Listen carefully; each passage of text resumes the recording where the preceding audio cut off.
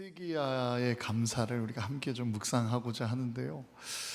감사를 묵상함에 있어서 그것을 그냥 깨닫는 것에 그치는 것이 아니라 진정한 감사가 우리의 삶에 마음에 고백되는 은혜의 시작이 되기를 주님의 이름으로 축복합니다.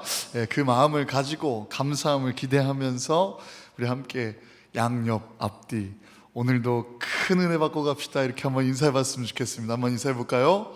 오늘도 큰 은혜 받고 갑시다. 아멘. 오늘도 큰 은혜 받고 갑시다. 아멘. 오늘도 큰 은혜 받고 갑시다. 오늘 우리 이정로 원로 장로님께서 기도해 주신 은혜로운 기도와 또 우리 할렐루야 성가대의 은혜로운 찬양과 또 그 은혜가 충만함 가운데 하나님께 이 은혜로 감사를 좀 드리기 원하는데요. 이 감사를 드리기에 앞서서 이 감사가 무엇인지를 잠깐 좀 묵상하고자 합니다. 이 감사란 이 글자로는 한문으로 느낄 감자에 살해할 살을 씁니다. 그러니까 감사는 하나님의 선물과 같은 은혜가 주어져서 은혜를 받은 자들이 하나님의 은혜를 그 주신 분께 은혜의 공급자 되신 하나님께 보답하는 것을 가리켜 감사라고 합니다. 이 세상에는 이 은혜를 하나님의 선물을 받았음에도 불구하고 그 보답하지 못하는 상황들 또 그러한 순간들 또 그러한 사람들이 덜어 있습니다. 성경 말씀에 기록된 10명의 문둥병자를 생각해 보십시오. 그 10명의 문둥병자들이 치유자 되신 주님께 나왔습니다. 당시 이 문둥병은 나병은 신체적으로 고통스러운 질병뿐만 아니라 사회적으로도 철저히 격리당했어야 하는 병이었습니다. 또 그들은 이 하나님의 저주라고까지 인식했던 이 불치병을 안고 살아가는 것도 그렇게 속상한데 가족이나 이웃에게까지 그리고 공동체나 그 마을 주민으로부터 떨어져 살아야만 하는 그러한 병을 지닌 병자들이었습니다. 그러한 그들에게 있어서 예수님은 유일한 소망이었습니다. 그들이 예수님께 나와 예수님이여 우리를 불쌍히 여기소서라고 간절히 부르짖을 때에 예수님은 믿음과 소망으로 부르짖는 그들에게 말씀으로 응답하셨습니다. 주님을 유일한 소망이라 고백한 그들에게 치유되는 역사를, 치유하시는 역사를, 치유의 은혜를 베푸셨습니다. 가서 제사장들에게 너희 몸을 보이라 라는 그 주님의 말씀을 따라서 움직이고 또 가는 도중에 순종하여 가고 움직이는 도중에 그들이 병이 고침을 받게 되었습니다. 10명 모두 동일하게 고침을 받고 하나님의 은혜를 누렸습니다. 그러나 놀라운 것은 첫째로 그들 중 9은 단지 병이 고쳐짐을 받은 동시에 자신들의 기쁨을 향하여 그 길로 가버렸고 단 한 사람만이 자신의 몸을 고쳐주신 것을 보고 그 은혜에 감사하여 다시 예수님께 돌아와 엎드려 감사를 드렸다라는 것입니다. 그는 큰 목소리로 큰 소리로 하나님께 영광을 올려드리면서 예수님 발 앞에 엎드려 감사했습니다. 아마도 간절하게 병이 고침받도록 주님을 외쳤던 그 유일한 소망이라고 주님을 고백했던 그 부르짖음보다도 낫게 해주시고 온전히 깨끗게 해주신 하나님 예수님께 더 큰 감격과 더 큰 소리를 그렇게 부르짖어 감사드렸을 거라 생각합니다. 그 감격과 경외심 그리고 진심 어린 그 감사가 그의 엎드림 가운데 고스란히 예수님께 전해졌습니다. 예수님께서는 이 모습을 보시고 10사람이 다 깨끗함을 받지 아니하였느냐 그 9은 어디 있느냐라고 물으셨습니다. 주님께서는 치유 그 자체보다도 치유받은 치유에 응답하는 이 사람들의 마음을 더 중요하게 여기시고 기대하셨다라는 것이죠. 그 사건, 그 상황에 놀라운 첫 번째 사실은 9명은 돌아오지 않았다는 것과 둘째로는 돌아온 그는 이방인이었다라는 것이에요. 유대 사회에서 멸시받았던, 이방인으로 치부당했던 그 사마리아인이었습니다. 그 당시 유대 사회에서 마땅히 주님을 구원자라고 고백해야 하며 마땅히 주님께 감사해야 하는 그 유대 백성들이 돌아오지 않았다라는 것이죠. 또 다른 탕자의 현장을 우리는 또 마주하게 되는 것이죠. 주님께 감사해야 마땅한 사람들이 고침받고 응답받았는데 어찌하여 또 다른 은혜를 입고 주님께 돌아오지 않을 수 있단 말입니까? 예수님은 발 아래에 엎드려 감사하는 이 이방인, 나병 이전에도 이미 멸시를 받았고 병 고침 이후에도 여전히 멸시를 받아야 하는 운명을 가진 그 사마리아인의 감사, 어쩌면 그의 억울함과 분노가 있어야 마땅하지만 그 모든 감정과 상황보다 감사가 넘쳐나서 주님께 엎드려 그렇게 호소하며 감사했던 그에게 말씀하십니다. 일어나 가라. 내 믿음이 너를 구원하였느니라. 아멘. 단순한 육신의 치유를 넘어서 그 영혼의 구원, 영원한 생명을 그에게 선언하셨습니다. 이 사건은 단지 문둥병 치유의 기적이 아니라 은혜에 대한 사람들의 이 반응을 보여주는 예수님의 비유입니다. 10명 모두가 은혜를 입었지만 감사로 반응한 사람은 단 한 명뿐이었으며, 하나님은 우리가 받은 은혜에 무감각해지지 않고 다시 주님께 돌아와 감사와 예배로 반응하기를 원하신다라는 것이죠. 이 한 사람의 발걸음이야말로 주께서 칭찬하기에 합한 믿음의 발걸음이었으며 하나님께서 기뻐하신 믿음의 자세였습니다. 사랑하는 성도 여러분, 감사는 은혜에 대한 깨달음으로써 보답할 줄 아는 믿음의 열매임을 믿으시길 바랍니다. 감사는 더 큰 축복의 문을 열어가는 이 축복의 열쇠, 믿음의 열쇠임을 믿으시길 바랍니다. 감사는 더 큰 감사를 불러일으키며 은혜 위에 은혜가 쌓이고 믿음 위에 믿음이 쌓이며 감사 위에 감사가 쌓일 수밖에 없는 우리의 성숙한 믿음이라는 것을 우리가 기억하기 원합니다. 오늘 우리가 함께 읽은 이 본문 히스기야는요, 이 나이 25살에 유다의 제13대 왕으로 그렇게 즉위하여 예루살렘에서 약 30년, 정확하게는 29년을 통치하고 이 세상을 떠나갔습니다. 히스기야는 이 성경이 평가하기를 다윗과 견줄 만한 선왕이라고 그렇게 고백하고 있습니다. 그는 선왕 아하스가 남긴 이 우상 숭배와 또 타락을 바로잡는 종교개혁에 힘쓰게 되었습니다. 히스기야는 즉위하자마자 그 아하스가 섬겼던 모든 우상들, 또 닫혀있던 성전을 다시금 기능하게 하고 문을 열고 수리하게 하였습니다. 성전의 등불을 밝히고 또 중단했던, 끊어졌던 그 분향과 번제도 다시 드리도록 하였습니다. 뿐만 아니라 히스기야는 하나님께서 이스라엘 백성들에게 그 진노와 분노를 갖고 계신다라는 것을 인정하고 인지하고 그 노로부터 회개할 것을 이 백성들에게 촉구하고 선포하였습니다. 범죄와의 전쟁을 선포하듯이 죄악과의 전쟁을 선포하였고, 하나님을 믿는 신앙이 무너졌다라는 것을 겸허히 받아들이고 인정하며 그 자리에서부터 다시금 돌아오기 위하여 회개함을 외쳤습니다. 그리고 하나님의 말씀을 붙들고 예배와 기도를 회복함으로써 하나님과의 친밀한 관계로 나아가기 위하여 신앙 회복 운동을 펼쳤습니다.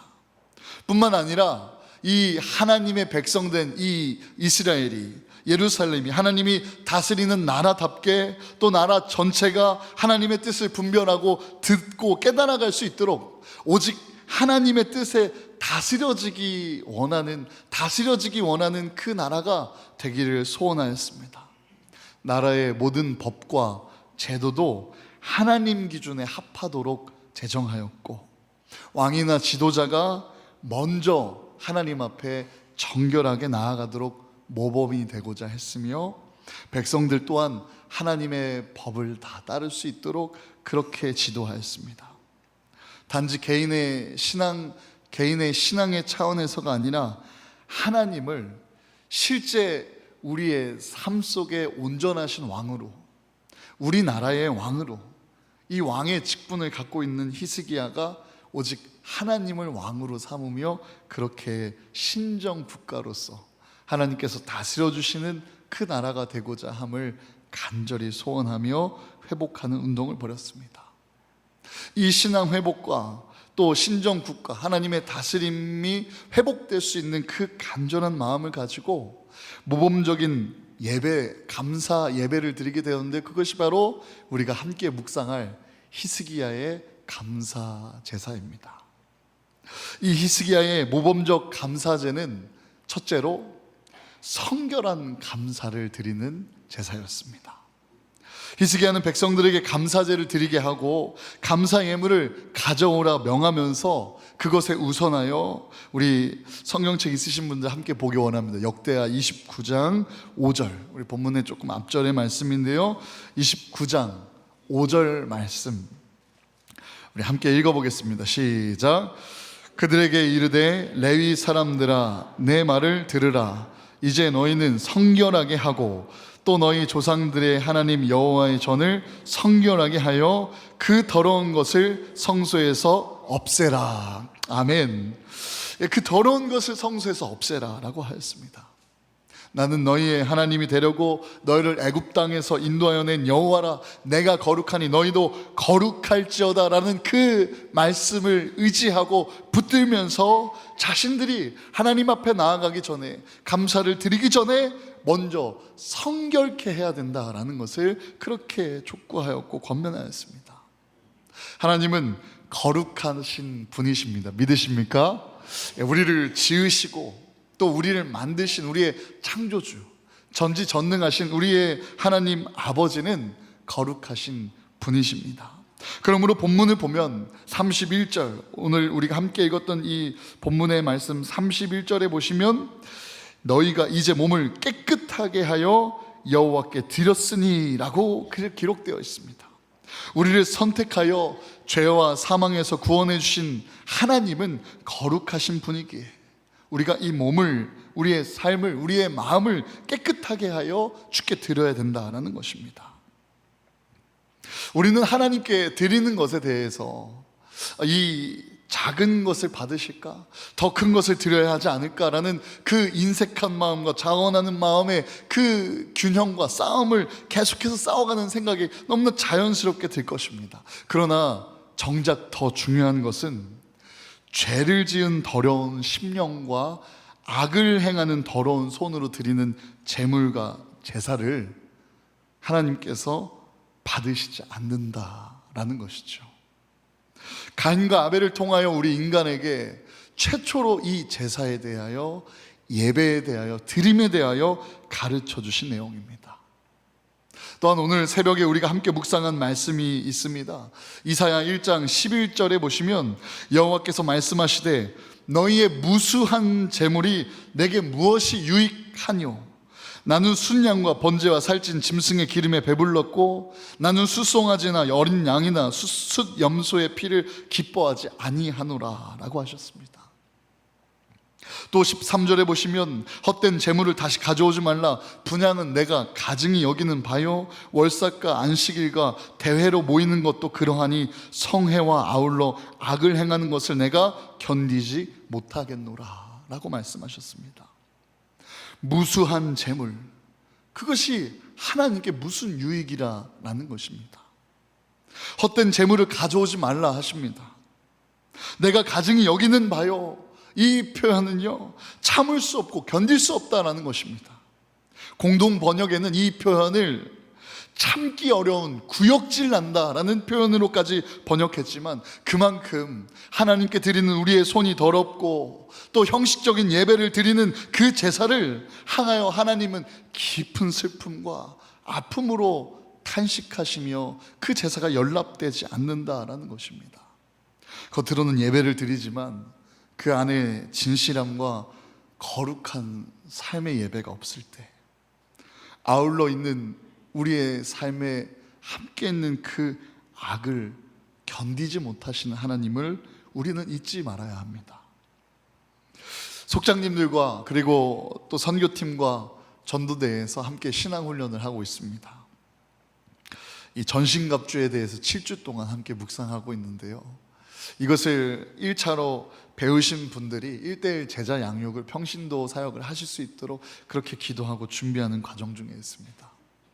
그 묵상을 하는 중에, 훈련을 하는 중에 참 저에게 와닿는 묵상이 있었어요. 그것은 우리의 보배 되신 예수 그리스도를 담는 그릇된 우리가, 우리 그릇된 우리가 어떻게 이 보배 되신 예수 그리스도를 잘 담는 그릇이 될 수 있을까? 그 그릇의 재질에 대하여 어떤 좋은 재질이 될 수 있을까를 그렇게 연구하고 있지만, 실상 보배 되신 예수님, 우리에게 담겨 계신 예수님은 그 그릇의 재질이 금이냐 은이냐 흙이냐에 따른 것이 아니라 깨끗한 그릇에 담기실 수 있다라는 진리입니다. 사랑하는 성도 여러분, 진정 하나님께 감사를 드리고 싶으십니까? 하나님께 받은 그 선물과 같은 은혜에 보답하여 주께 감사를 드리고 싶으십니까? 그러면 우선 우리는 하나님 앞에 속죄함이 먼저 필요한 줄로 믿습니다. 그래야 막혀있는 하나님과 나의 관계, 이 죄악의 담이 허물어지고 하나님과의 관계가 회복될 수 있습니다. 하나님을 두려워하지 않던 우리의 교만함, 하나님의 음성을 듣지 않던 우리의 강팍하고 완악한 마음, 성경책을 펴고 예배를 드리는 이곳에서만 그리스도인으로 살아가고 고백하는 우리의 부분적인 신앙, 하나님보다 사랑해가는 우리의 수많은 우상들로 채워진 삶, 주님이 내 안에, 내가 주 안에 거한다는 그 고백과 삶을 살면서도 여전히 음란하고 여전히 부끄러우며 여전히 이기주의적이며 여전히 하나님을 등지는 우리의 삶을 회개해야 된다라는 것이죠. 거룩에 대한 경외가 없으십니까? 거룩하신 하나님을 향하여 업신여기는 그 업신여김이라는 뜻이 이 미크테리조라는 원어로 돼지코를 가리켜 하나님께 마치 돼지코를 지켜두는 것 같은 하나님을 업신여기는 삶을 사시는 주의 자녀 계십니까? 주님의 말씀입니다. 말라기 2장 3절, 보라 내가 너희의 종자를 견책할 것이요 똥 곧 너희 절기의 희생의 똥을 너희 얼굴에 바를 것이라. 너희가 그것과 함께 제하여 버림을 당하리라. 아멘. 이것은 제사를 책임지는 제사장들을 향한 하나님의 말씀입니다. 예배를 드리는 목회자, 함께하는 교회, 그리스도인들에게 속한 말씀이기도 하죠. 죄를 범한 상태에서 거룩한 형식과 겉모습을 가지고 제사를 드리는 그 제사를 가증스럽게 여기시며 그 제물로 드려진 그 짐승, 희생 제물의 짐승의 똥을 얼굴에 바른다라는 하나님의 말씀입니다. 사랑하는 성도 여러분, 거룩한 감사를 드리기 위하여 감사를 드리기 이전에 하나님 앞에 예수 그리스도의 보혈을 온전한 믿음으로 그 앞에 회개하고 성결하게 되며 돌이키는 저 여러분 되기를 주님의 이름으로 축복합니다. 주님 앞에 용서받지 못할 죄는 없습니다. 용서받지 못할 죄가 있다면 하나님 앞에 예수 그리스도의 그 십자가 앞에 회개하지 않는 죄임을 우리는 기억해야 합니다. 하나님은 우리의 죄가 아무리 크고 많고 깊어도 진심으로 회개하면 얼마든지 받아주시고 넉넉히 용서하여 주실 줄로 믿으시길 바랍니다. 그래서 우리가 감사함을 드리기 전에 온전히 주님께 회개하며 나아가야 되는 이 진리를 히스기야 왕은 알았던 것이죠. 히스기야의 감사는 어떻습니까? 둘째로 자원하는 감사를 드리길 권면하였습니다. 히스기야 왕이 백성들에게 몸을 깨끗이 하고 감사 예물을 가져오라고 지시하였을 때 이 백성들은 감사 제물을 가져오되 무릇 마음에 원하는 자들은 번제물까지 가져왔던 것을 보게 됩니다. 오늘 본문 31절 우리 처음부터 다시 한번 읽어보기 원합니다. 31절 시작. 이에 히스기야가 말하여 이르되 너희가 이제 스스로 몸을 깨끗하게 하여 마땅히 나와 제물과 감사 제물을 여호와의 전으로 가져오라 하니 회중이 제물과 감사 제물을 가져오되 무릇 마음에 원하는 자는 또한 번제물도 가져오니. 아멘. 이스라엘 백성은 이 애굽에서 나온 뒤에 하나님께서 이 지도자 모세를 통해 지시하신 대로 하나님이 임하시는 그 임재의 자리, 성막, 하나님의 임재가 머무는 곳, 임마누엘의 하나님의 능력이 펼쳐지는 그 장소를 선별하고 구별하기 위하여 그 성막을 지을 필요한 재료와 그 예물들을 준비하라고 모세에게 지시하십니다. 하나님은 백성들에게 그 성막에 필요한, 지어지는 데 필요한 모든 것, 금, 은, 청동, 나무, 고운 배실, 가는 배실, 염소 털, 또 기름, 향품 등등등 이 성막 건축에 필요한 모든 자재를 바치라라고 명령하셨습니다. 이때 백성들은 주저하지 않고 자원하는 마음으로 매일 아침에서부터 성막을 위한 예물을 계속해서 가져옵니다. 그들의 헌신과 또 드림이 열심히 대단하여 모세와 그 장인들, 이 성막을 만드는 이 장인들은 이 많은 재료가 충분해서 더 이상 예물을 받지 말라고 선언해야 할 정도로 많은 예물을 그렇게 한마음 한뜻으로 하나님의 그 임재를 원하는 소망으로 가져오게 됩니다. 이 장면은 이 하나님의 백성들이 하나님의 일에, 하나님을 사랑하는 그 마음으로 얼마나 적극적으로 이 성막의 일에, 하나님의 일에 참여했는지를 보여주는 아름다운 예입니다. 하나님께서 이들의 마음을 감동시키시고 또 백성들은 그 감동된 마음으로 기쁨과 감사로 자원하여 주께 나아간 것이죠. 오늘 우리가 읽은 이 31절의 말씀도 히스기야 왕의 그 멈추었던 예배를 다시금 세워가기 위하여 그 성전을 다시금 기능하여 하나님께 영광 올려드리고 찬양 올려드리며 하나님의 다스림이 다스려지는 이 땅이 될 수 있도록, 하늘의 땅이 이루어지는 땅이 될 수 있도록 그렇게 간절히 소망하고 소원하면서 그렇게 재물을 가져오라고 하니까 이 백성들이 순종함은 물론이거니와 재물을 가지고 가는 데 있어서 자원하고 감사하고 기뻐하는 마음으로 번제물을 더욱더 가져왔다라는 것입니다.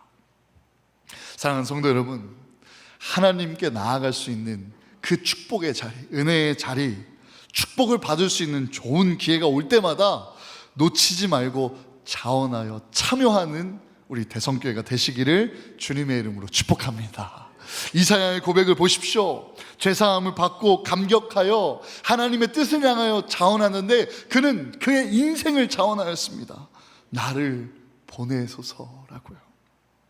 삭개오를 보십시오. 예수님의 사랑과 관심 어린 그 따스한 시선을 품고 예수님을 영접하여 집에 초청하여 함께 교제를 나누고 있을 때 그의 마음이 감동하여 자원하는 마음으로 주 앞에 자신의 죄를 온전히 인정하고 그렇게 고백하고 회개하며 자신이 그렇게 착취했던 이들에게 어떻게 그렇게 보응할 것인지, 어떻게 그들에게 다시금 갚을 것인지 그의 온전한 계획을 말하고 고백했을 때 그 집에 구원이 임하였던 것을 우리는 기억해 봅니다. 고린도 후서 9장 8절의 말씀입니다. 각각 그 마음에 정한 대로 할 것이요 인색함으로나 억지로 하지 말지니. 아멘. 하나님께 드리는 모든 헌신과 헌금과 또 봉사와 예배와 드림의 원리, 모든 드림의 원리는 이 신앙 고백과 감사로 자원해야 될 줄로 믿습니다. 억지로 하거나 인색함으로 하지 않고 마지못해 형식적으로 하는 것이 아니라 정말 기쁨과 감사함으로 자원하는 마음으로 주께 드리는 것이죠. 이것은 목사된 제가 배부르기 위하여 여러분들에게 강권하는 것이 아니라 우리 교회가 많은 재정을 그렇게 쌓아서 유명해지고 혹은 좋은 소문, 부자된 소문, 재정이 많다는 소문을 내기 위한 강권이 아니라 신명기 16장 10절 하나님의 백성을 향한 하나님의 말씀입니다. 내 하나님 여호와께서 내게 복을 주신 대로 내 힘을 헤아려 자원하는 예물을 드리고 라고요. 감사는 은혜를 알게 되었을 때 생기는 것이고, 또 이 감사의 마음이 자기 속에서 자신이 온전하게 우러러 나올 때 기쁨으로 자원하여 드리는 것이 하나님께 연락되는 예물. 작으나 크나 그것이 중요한 것이 아니라 하나님께서 원하시는 예물이 되는 것입니다.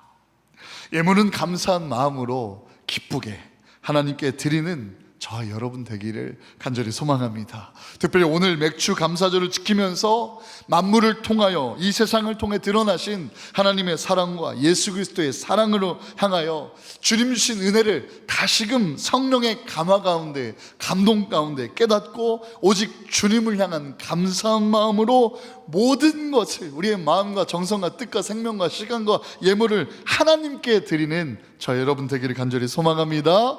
마지막으로 히스기야의 감사는요, 셋째로 풍성한 감사를 드리기 원하였습니다. 오늘 본문 32절에서 33절을 참조해서 보시면 히스기야 왕의 지시에 따라 백성들이 드린 이 제물을 보십시오. 수소 70마리, 수양 100마리, 어린 양 200마리, 따로 구별해서 드린 감사 제물만 소가 무려 600마리, 양이 3000마리였음을 보게 됩니다. 제사를 맡은 제사장이 부족해서 레위인들까지 그 제사의 직무대행을 맡을 정도로 그 제물이 엄청나게 모였다라는 것입니다. 이는 인류상 그 전무후무한 거대하고 풍성한 감사 예물일 것입니다. 이 말씀을 보면 모든 사람들이 다 깜짝 놀랄 만한 풍성한 감사입니다. 당시 시대는 아하스의 악정으로 인하여 이 땅이 황폐하고 하나님을 섬기지 않는 나라로서 백성들의 삶이 지극히 가난하고 지치고, 영적으로나 육적으로나 그들의 삶의 상태로나 모든 것이 궁핍하고 빈곤한 상태였습니다. 그런데 그 빈곤하고 궁핍한 상황에서 풍성한 재물을 드렸다라는 것이죠.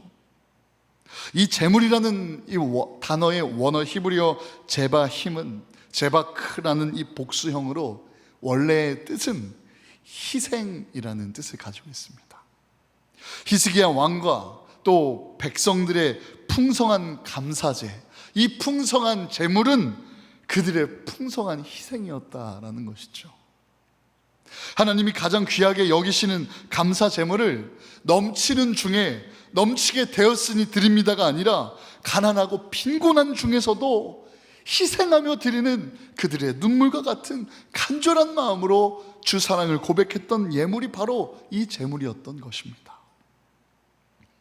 어려운 중에서도 정성을 다하고 예물을 드리는 것, 이 세상의 기준으로, 이 세상의 상식된 금액으로 판단하는 것이 아닌 마치 과부에게 있어 2렙돈과 같은 이 예물을 하나님께 드리던 히스기야와 백성들의 풍성함을 우리는 보게 되는 것이죠.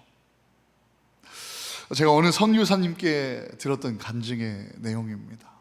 미 전도 부족이 있었고 그 부족을 위하여 기도하던 중에 부족에게 복음을 전할 기회가 있었고, 그런데 그 부족이 이 산을 2번 정도 넘어서 예배당을 와야 하기 때문에 참 먼 거리라는 어려움이 있었지만, 더 큰 어려움은 그들에게 이 토속 신앙이 있었고 기존의 신앙에 있어서 이 기독교 복음은 그들에게 있어서 이단과 같이 여겨졌기 때문에 기독교 복음으로 개종하거나 주님을 영접하는 이들을 따돌리기 시작하고 괴롭히는 문화가 시작되었던 것이죠.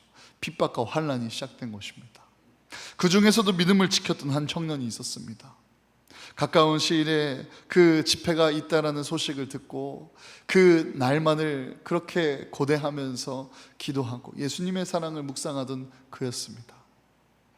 그리고 그 날이, 그 집회의 날, 예배의 날이 가까이 와서 그 먼 거리를 향하여 그렇게 일찌감치 출발하려고 하는데 갑자기 그 문이 확 열려지고 그 청년을 끄집어내는 남자 부족들이 함께 그렇게 구타하기 시작합니다.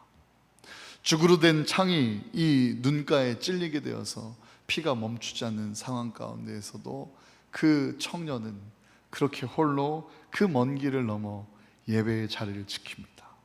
그 집회의 끝자리에 앉아서 피를 흘리며 예배하는 그 모습을 본 선교사님이 막 놀라서 가서 무슨 일이냐고, 아니 괜찮냐고 그랬더니 그 청년이 그렇게 고백합니다. 주님은 저를 위해 더 희생하셨잖아요. 저를 위한 주님의 십자가 고통은 더 아프잖아요. 사랑하는 성도 여러분, 주님께서 우리에게 주신 우리의 죄를 위하여 죽으신 십자가의 그 은혜와 보혈은 우리가 상상할 수 없는 아픈 희생이었음을 우리는 잊지 말아야 합니다. 그 희생 앞에 아무리 내 생명을 다하여 힘쓰고 바친다 한들 그 은혜를 갚을 수 없는 은혜를 받은 우리인데 어찌하여 우리가 주님 앞에 큰 소리 내고 무언가 자랑할 수 있겠다는 말입니까? 사랑하는 성도 여러분, 그 은혜를 헤아리며 우리도 주님을 위하여 기꺼이 희생하는 주의 자녀가 되기를 소망합니다. 작은 희생만 생겨도 주여 어찌하여 내 삶을 이렇게 힘들게 합니까? 라는 투정과 원망과 불평이 아니라 그 작은 희생조차도 주여 이렇게 작습니다 라고 고백하며 한없는 은혜에 반응한 우리 대성교회가 되기를 주님의 이름으로 축복합니다. 사랑하는 성도 여러분, 이 감사는 하나님께 우리에게 주신 은혜를 깨닫고 그분께 보답하는 믿음의 열매입니다.